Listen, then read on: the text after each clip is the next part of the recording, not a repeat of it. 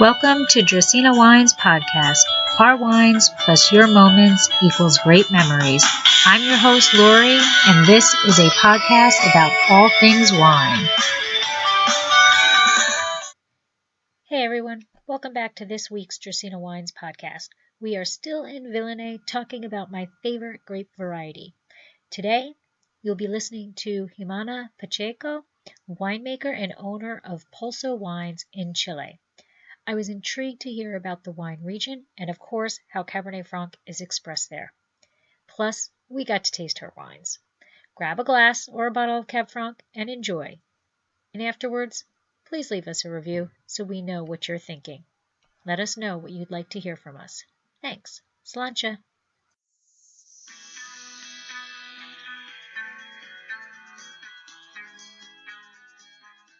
If you do have some questions about the wines, maybe we'll do them at the end because we're trying to make up the time now. But let's move on to Chile. Ximena Pacheco is the winemaker of Pulso Wines. She consults a number of people. I think some of you in the room may know by now she has a little history here in Villany. Good afternoon, and thank you for having me here. It's a pleasure to be back in this beautiful area that I've been for quite a while now. 10 years ago, so it's really exciting to see you all again and taste all the wines again. So today I'm gonna tell you a little bit about Chile. So before I actually go into Cabernet Franc in Chile and wines, I kind of wanted to tell you a little bit about the country because I'm sure that many of you are not that familiar with it. So in order to have a big perspective of what's going on in the country, and then we can go to the wines and really understand the main differences between them. So, well, it's a treasure of diversity, and this is exactly what I want to show. First, where are we located? Southern hemisphere, between the parallels 17 and 56. A few facts about the country. Well, first of all, that it's very long and very skinny. So it's about 4,500 kilometers long. And then in terms of how wide it is, there's between 400 kilometers and 90 kilometers. So it's very small and full of mountains all over the place. So the place to produce wine is actually very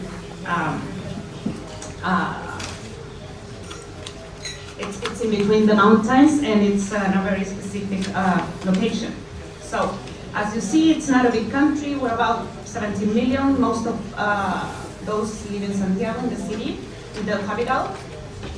And then, I kind of want to make a little bit of history because, unlike you, we don't have native varieties in Chile. So most of the varieties were introduced at some point, you know.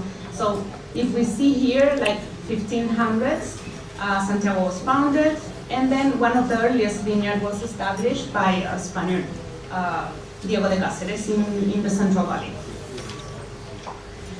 Then we move forward to the 19th century, our independence as a country in 1818, and then in the mid-1800s, many of the well-known wineries were founded, such as Conchitoro, Señor Macule, Rasulis, the biggest ones.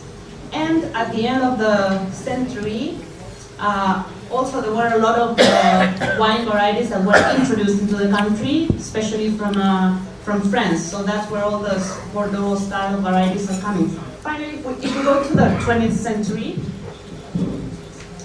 we see a couple of things. In the 60s and 70s, a few land reforms were made for land.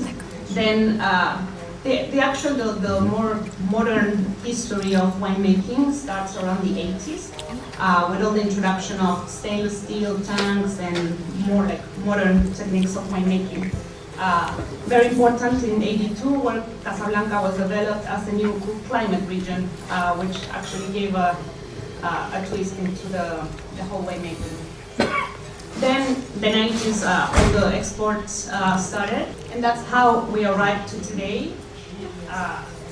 We're actually in 2017. Well, Chile was the fourth largest exporter of wine to the world.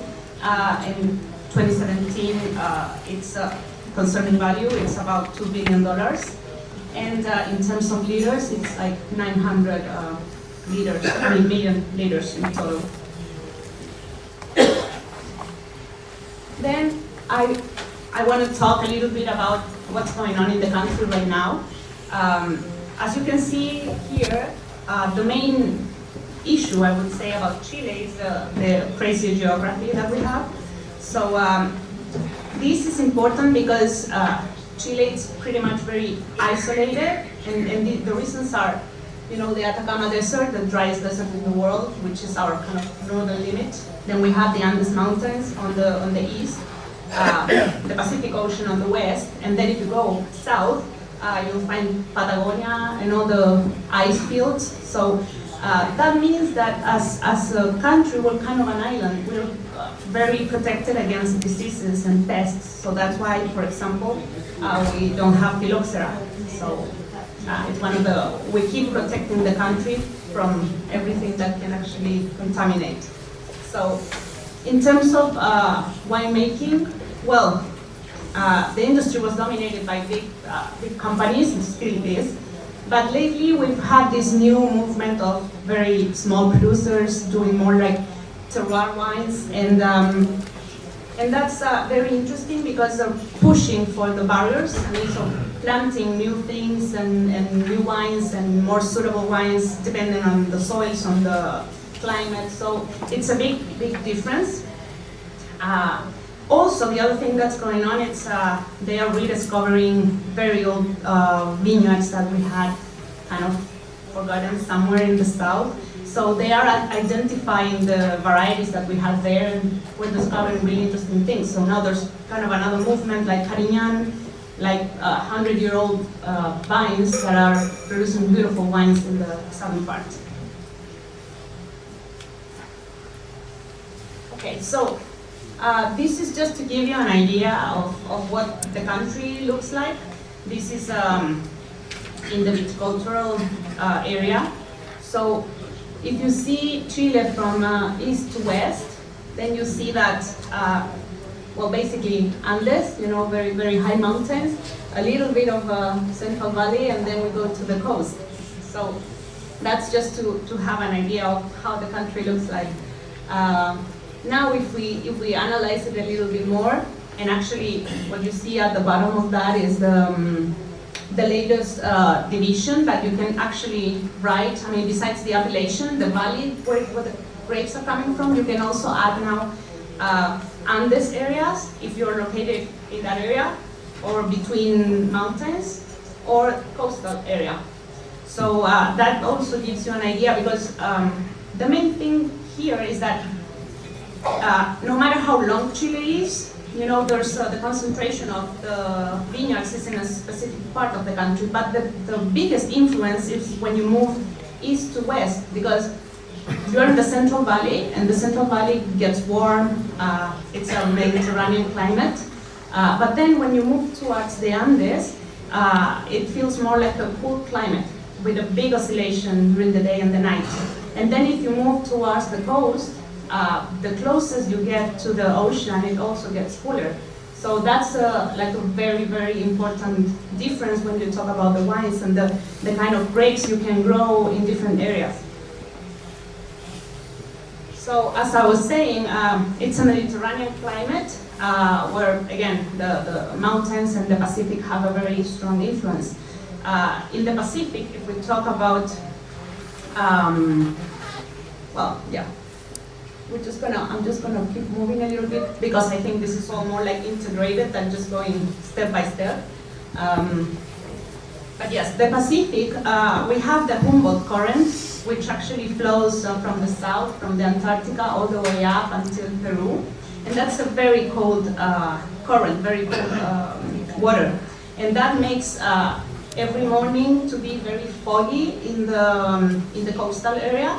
So then the sky clears around midday, and then in the afternoon it gets sunny, nice, but with a little breeze from the ocean. So that's why we talk about cool climate, and all the Sauvignon Blanc and Chardonnay and Pinot Noir are planted in that area or near the ocean. Also, when we talk about the mountains, more than altitude, I mean, altitude is important when we talk about Andes, because as I said, you go high and it gets cooler, and the difference between the day and the night is really, really high. But then, the Andes also, as a mountain, is not that old. It's a little bit young. It's between 25 and 30 million years old. So the soils are very different. Also, they're mostly volcanic soils with different components depending on where you are, and then also different origins. If you're close to a river, you will have alluvial soils. If not, you might have colluvial soils, or just directly volcanic different origin soils. But as you move towards the west, and we reach the coastal range, which is the other mountain we have that goes north to south, but closer to the coast, it's very different. This is a very old mountain, geologically speaking, so it's about between 300 and 200 million years. So it's lower in terms of altitude, way lower than the Andes. And the soils are mainly granitic, so when you see all the vineyards planted in that area, you see pretty much very red soils with a high content of quartz. There are parts where you find also some schist. So there's a lot of variation. You move north and there's more like limestone, which is it's not a lot, it's in very specific places, but basically what I want to say is that there's a big diversity in terms of soils and also the climate. Okay, so now moving towards Cabernet Franc, what history tells us, and I want to show you that one, that's a treaty, a winemaking treaty from 1897 by a Chilean winemaker. So there are indications that at some point during the 1800s, Cabernet Franc actually arrived to the country. But we also know that got confused with other varieties. So probably there were many blocks that were planted with Cabernet Sauvignon and with Cabernet Franc. So it got really confused for a while. Then, we know also that it was extensively planted from Aconcagua to Yumbel, which is kind of a big part of the country between the central to the south. We also have records. That in 1914, Viña del Carmen de Puente Alto planted Cabernet Franc between 88 and 90, and they vinified it apart, not as a field blend. So, but after that, there are no really more records about Cabernet Franc itself. Today, as it was said before, Cabernet Franc is widely planted across the country, and we'll see some of those wines very soon. Yeah, now we go to numbers for you to have an idea. In terms of this is from 2016. So in terms of the surface planted with vineyards for wine production in hectares, we see how Cabernet Sauvignon, out of 137,000 hectares planted, Cabernet Sauvignon is number one with 30% of the total, followed by Sauvignon Blanc, Merlot, Chardonnay, Carmener, others. And in number 12, we find Cabernet Franc with 1,500 hectares planted, which is 1.15% of the total surface. It's very small.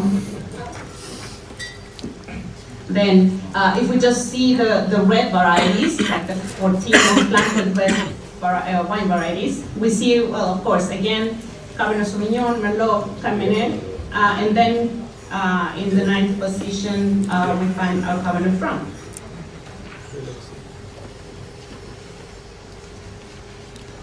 Now, if we go to, if we go to wine as an existence of wine from 2017, from a total existence of like 1 million liters, with appellation, only 870 million liters. From those, 80% is red and 19% is white. We see that Cabernet Franc is on number 10 after pretty much the same ones, Cabernet Sauvignon, Merlot, Ximena, with less than 1% of the total, only 9 million liters, basically. From these, most of them are used in blends. I mean, as Peter mentioned before, there are now, Cabernet Franc is having its moment, I think, right? So other wineries are kind of starting to create labels of Cabernet Franc, but still mostly it's used for blends, for red blends. A little bit of viticulture. This is, I go back with this, is only to show you that from the vines of Vitis vinifera that were commercialized in Chile between 2013 and 17 in units. So this is what the nurseries are selling. That's it doesn't count with the cuts that you can get from a vineyard, right? We see that. I'm just going to talk about 2017 basically, but Cabernet Sauvignon stays the first one, and then we see that Cabernet Franc is on the 10th position again. If we'll see pretty soon the evolution of it. I just wanted to mention, like, if you see Merlot, which has a kind of a big increase, that one is basically, it happened because most of the large wineries are trying to replant. So it's not that they are planting more hectares of Merlot, it's just that they want to find more productive clones and produce better quality. We've had a few problems with Merlot and irrigation and dehydration. So I think they're trying to find better, more suitable clones for Merlot. Now, if we see the evolution, this is the same numbers that I just showed you, but this is in graph. We see that the evolution of the Vitis vinifera commercialized went down all the way to 2016, and then had a little increase more than a little increase in 2017. Here you can see actually the total amount of vines, and also you see at the bottom the Cabernet Franc. I mean, as a proportion of the total, you can barely see probably. It's very small. Anyway, so what explains this increase in vines sold to be planted is not, again, as I just said, it's not that they're planting more hectares. So it's more about replanting and changing some of the vines that have been affected with nematodes or any other problems.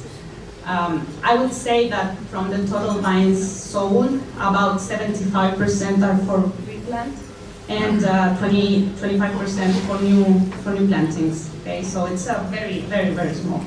Regarding the genetic material that's available in the country, again, there's not much information because they arrived with the French varieties as a mass selection. So today, probably about 40% of what's in production in the country is mass selection, and then 60% it's new planted vines. So most of the mass selection today is found in these field blends in very old blocks from the larger wineries, the very old wineries. Then we see entire material that arrived to Chile around the 2000 with two main clones, 214 and 327. Actually, the expression, the phenotypic expression of these two clones is not too different. If you see the cluster size and the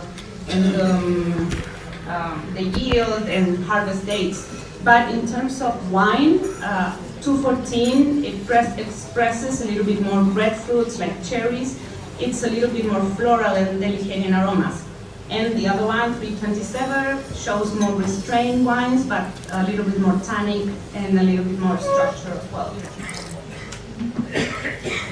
Then really quick, just to give you an idea of, I know we are free of phylloxera, but actually we are planting more and more with using rootstocks, and that's basically because of yields, because of also restrictions of water, high content of nematode in the soils. So we're planting in a more technical way now, and also thinking that maybe in 20 years from now we can actually have phylloxera in the country. So, I mean, we need to be prepared to face that possibility. There you see the most used rootstocks, and basically they're all related to water availability in the soil and also to resistance to nematodes. Okay, so now we go to the fun part, which is tasting. So, well, what I wanted to do is to introduce to you 3 different wines. They're actually, it's very interesting because they all come from, well, 2 of them from small, very small producers. One is like a medium-sized producer. But they come from very different areas, and this is why I chose them, because I wanted to show the diversity of it. So you see, like in terms of the production of each one, well, mine, which is the first, the Pulso, it was basically 1 barrel that I wanted to rescue. I thought the wine was beautiful. Then we have Villany, which has 16,000 bottles of that. And then we finish with Gilmore with 5,000 bottles of this wine. They're very interesting because you see, I'm going to speak about each one to give you an idea of the vinifications.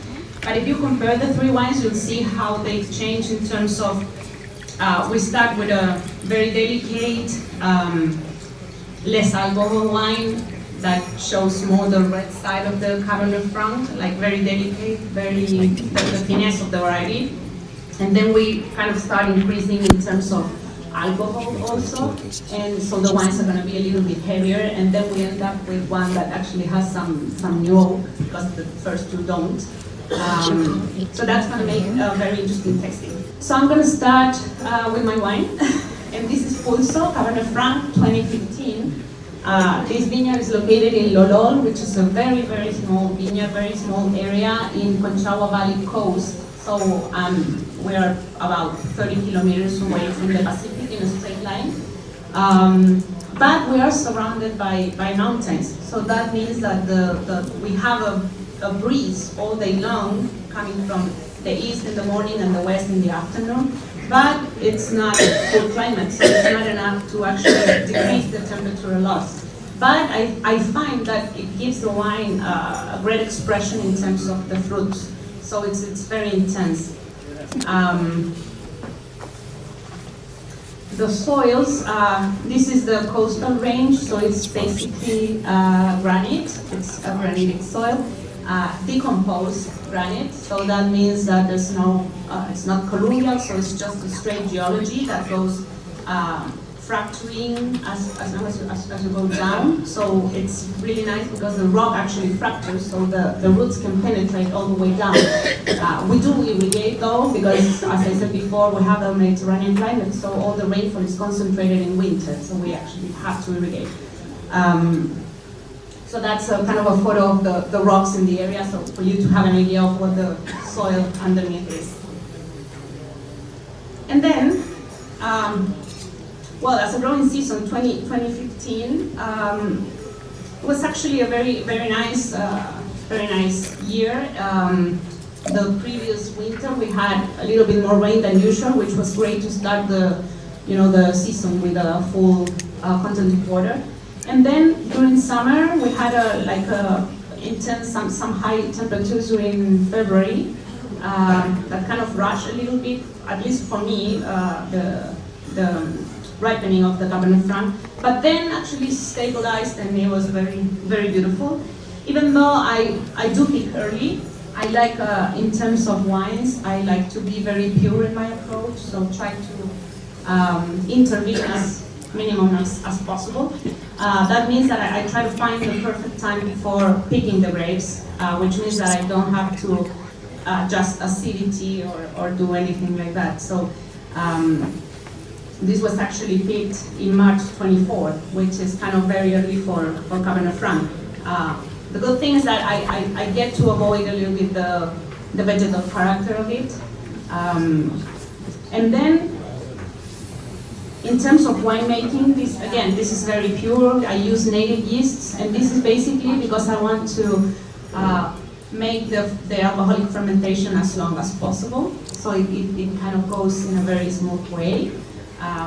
I'm very careful with the extraction. I kind of, these are all fermented in small vats, and it's, well, I didn't say that before, but it's hand-picked and it's sorted before going into the destemmer. It's destemmed, but it's not crushed, because I do want to preserve the fruit.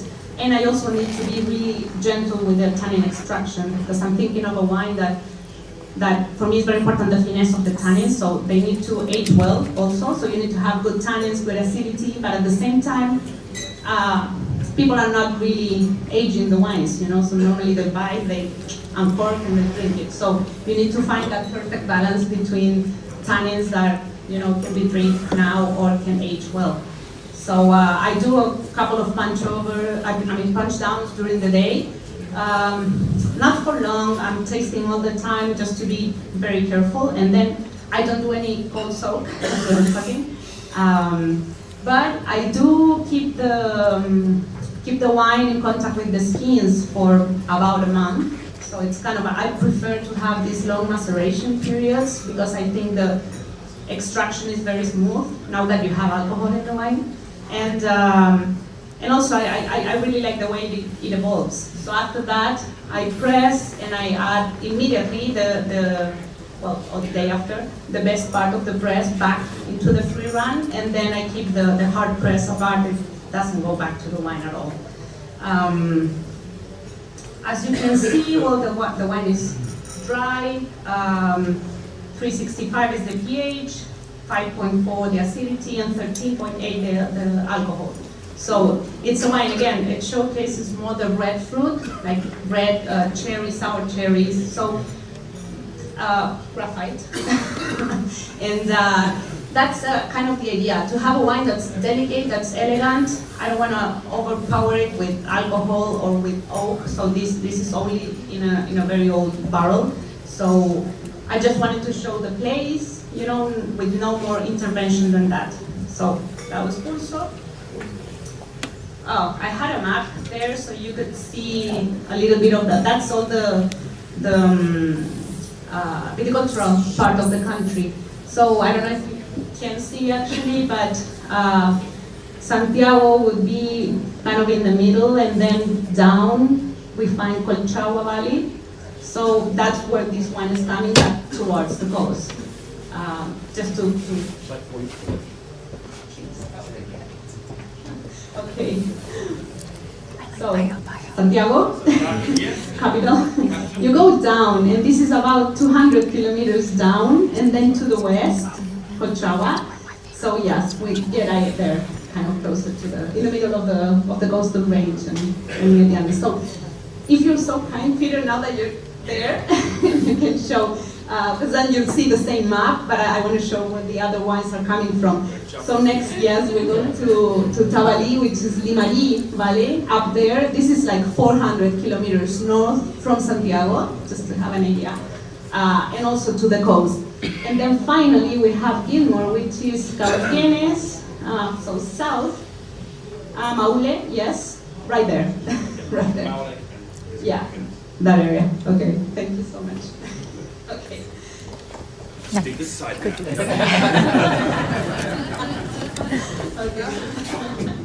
Limarí, Santiago, Yeah. Colchagua, Maule, and there's Cauquenes. Yeah, great, thank you.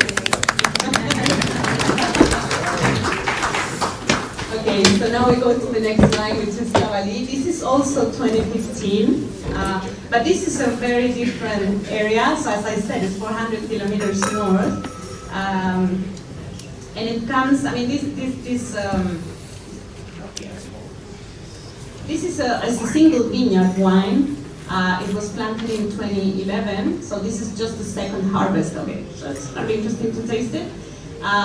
This is coming from El Espinal vineyard, which is 24 kilometers from the Pacific. But the main difference here, because I know I said I was like 30 kilometers and it doesn't sound like a big difference, but the thing here is that they don't have as many mountains blocking the path of the wind from the Pacific as I have. So this is much more like a cool climate compared to where I'm located. So they do have the fog in the morning and then the clear skies in the afternoon with a breeze flowing all day long. So There's a kind of a, I would say it's an extreme area to plant Cabernet Franc, but I think it has a really interesting result. The other important thing is that since it's in the northern part of the country, which it's very dry and of course has less rain than the southern part, that means also that they have more sunlight.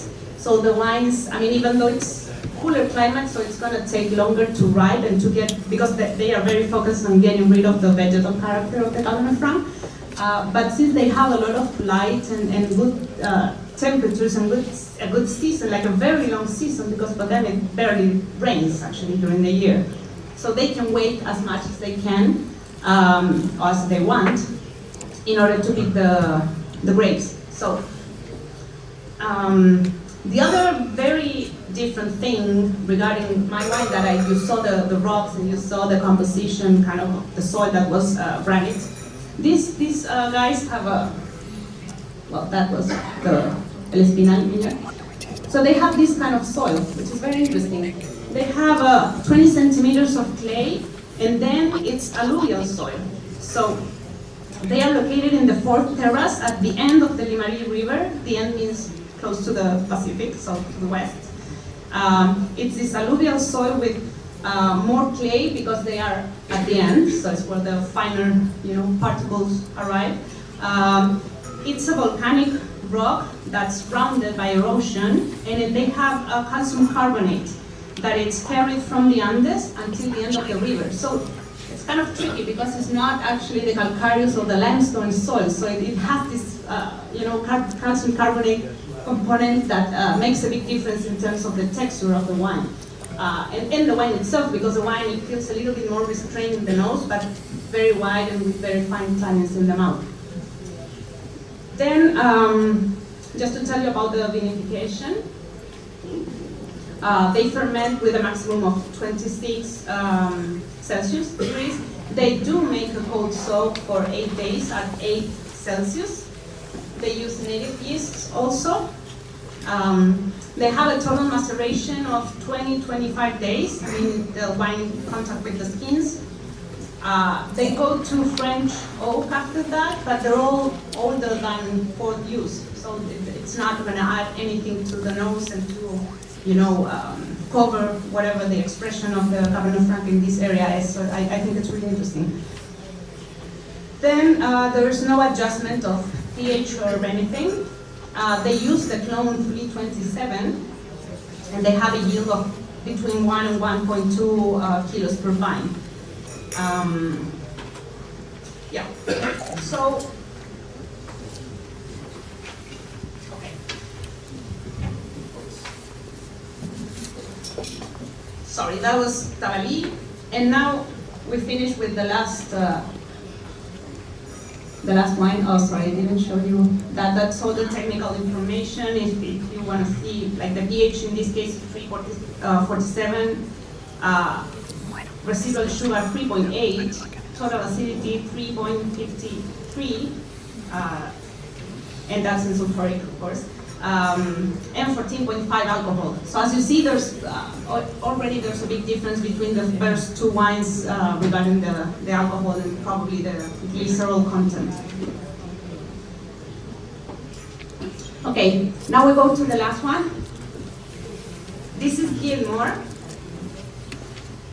So Gilmore is a very small winery. They are a family winery. It's actually the father who bought the property, and now it's his daughter who's the viticulturist and her husband who's the winemaker, Daniela Gilmore and Andres Sanchez.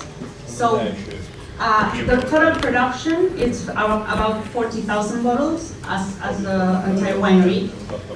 They also produce, and they're very strong in terms of Carignan, Cabernet Sauvignon, and also some red blends. The label, if you see, this was in honor of Daniela's father, because he was, as I said, the one that bought the property, and he was the one also planting some new vineyards.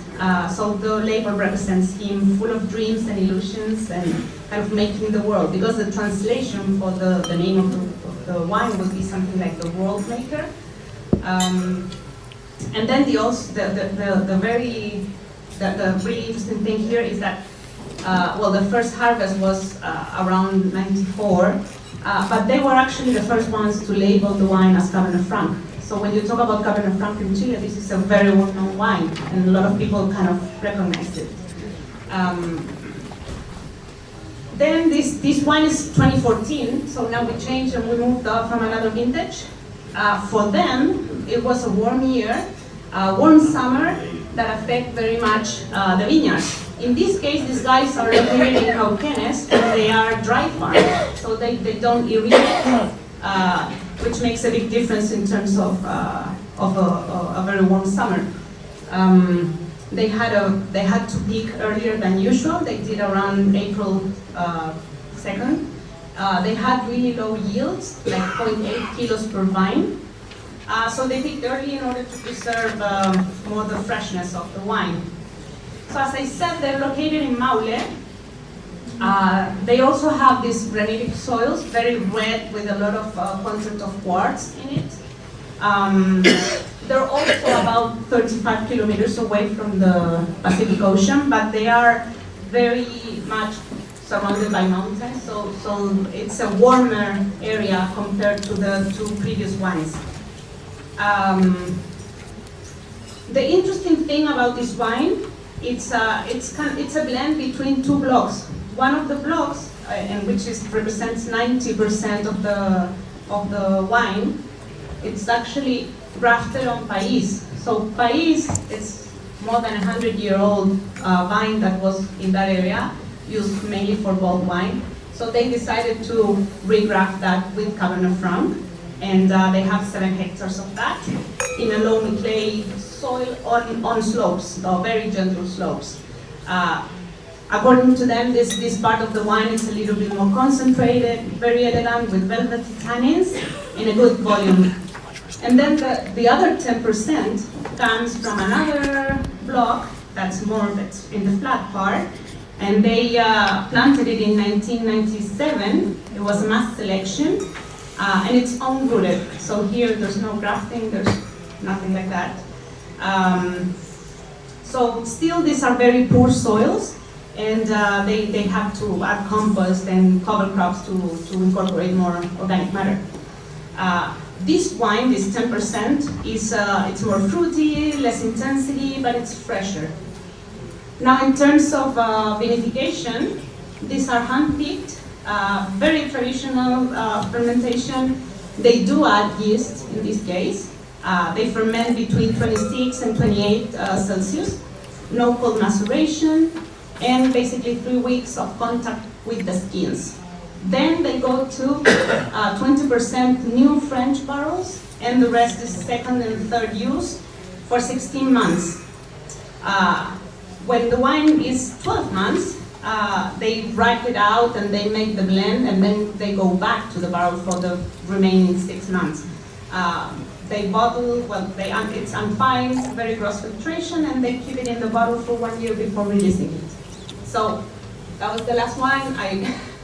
I really hope that you enjoyed, because I was really trying hard to make a difference of every kind of wine that we can produce and to show the diversity of the country. Thank you. Ximena, could you tell us something? Thanks for listening to Dracaena Wines podcast. If you have suggestions on what topics you would like us to discuss, please reach out to us on social media. You can find us on Twitter, Instagram, Pinterest, YouTube, Facebook, Snapchat, Google, and Periscope as @Dracaena Wines. I am also on LinkedIn as Lori Hoyt Budd, or email us at dracaenawines.com. If you enjoyed our podcast, please subscribe and leave us a review on your favorite podcast catcher to help others find us more easily. We are found on all of your favorite aggregators. To subscribe easily to iTunes, go to bit.ly/Dracaena podcast. That's bit.ly/Dracaena podcast. And that's a capital D for Dracaena and capital P for podcast. Please check out our award-winning wines and find out about our wine club at dracaenawines.com. And remember to always pursue your passion. Sláinte!